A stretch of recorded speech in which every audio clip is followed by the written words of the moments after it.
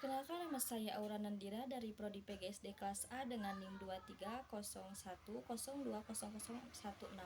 Di sini saya akan sedikit menyampaikan resume tentang filosofi pendidikan Ki Hajar Dewantara.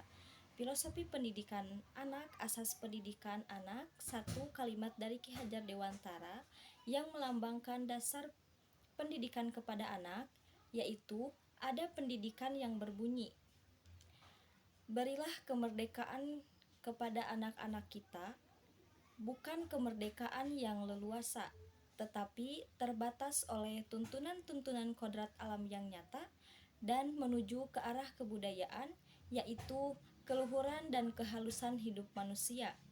Kemudian, agar kebudayaan itu dapat menyelamatkan dan membahagiakan hidup dan penghidupan diri dan masyarakat, maka dipakailah dasar kebangsaan, tetapi dasar tersebut jangan sekali melanggar atau bertentangan dengan dasar yang lebih luas, yaitu dasar visi pendidikan anak menurut Ki Hajar Dewantara. Yang pertama, menuntun segala kekuatan kodrat yang ada pada anak itu, agar mereka sebagai manusia dan sebagai anggota masyarakat dapatlah mencapai keselamatan dan kebahagiaan yang setinggi-tingginya. Yang kedua, pendidikan anak agar berjiwa kebangsaan dan berjiwa merdeka untuk menjadi kader-kader yang sanggup dan mampu mengangkat derajat nusa dan bangsanya sejajar dengan bangsa lain yang merdeka. Yang ketiga, mengupayakan anak-anak hidup dan tumbuh sesuai kodrat, minat, dan kebakatnya sendiri. Keempat, memperluas pendidikan dan pengajaran karena sekolah yang disebabkan oleh pemerintah Belanda sangat terbatas. Filosofi pendidikan anak yang pertama, kritik model, perintah, hukum, dasar pendidikan, barat, orde perintah hukum, dan ketertiban. Dampaknya, yang pertama, ia tidak akan dapat bekerja kalau tidak terpaksa, kalau tidak ada perintah. Yang kedua, mengabaikan kecerdasan budi pekerti. Yang ketiga, menimbulkan penyakit intelektualisme, yakni mendewa-dewa angan-angan. Yang keempat, menimbulkan kemerdekaan diri, individualisme, dan kemakmuran benda. Filosofi pendidikan anak kedua, kemerdekaan dalam belajar. Yang pertama, membentuk manusia dimulai dari pengembangan potensi atau bakat. Kedua, guru memperhatikan apa yang dapat dikembangkan dari anak didiknya, maka yang harus didorong dan apa yang harus dikuatkan. Yang ketiga, murid diarahkan menjadi diri sendiri, berkembang sesuai bakat dan minatnya sendiri.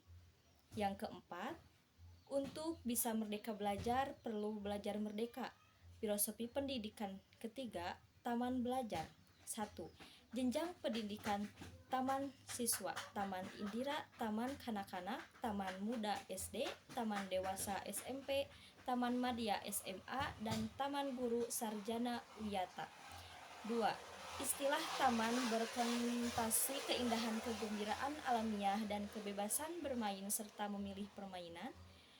Dalam tanam terkandung hak anak untuk bermain sesuai keinginan dan tanggung jawab orang tua untuk mengawasi dan mengarahkan agar anak tidak melakukan permainan yang berbahaya.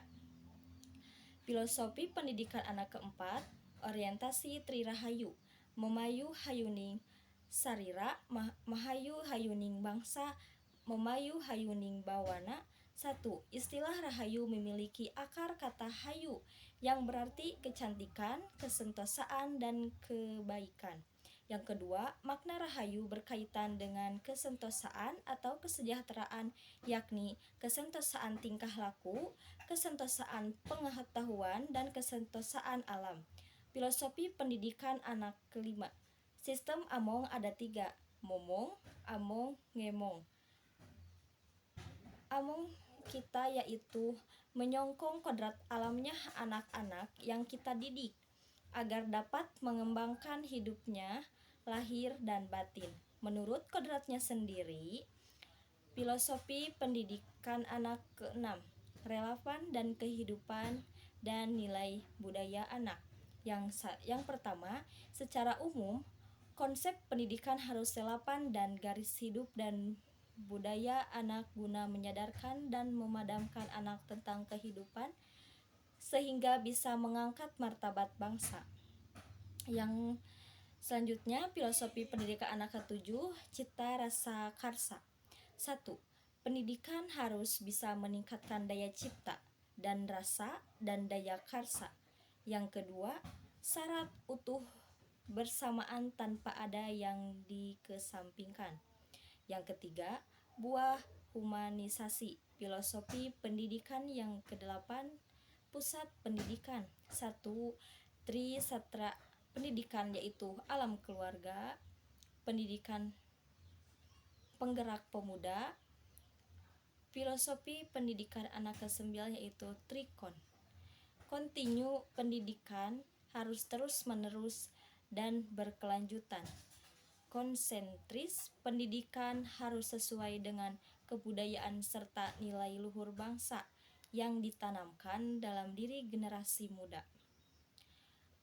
Konvergen mengembangkan mutu pendidikan Indonesia agar setara dengan kualitas pendidikan yang maju dunia akhirat.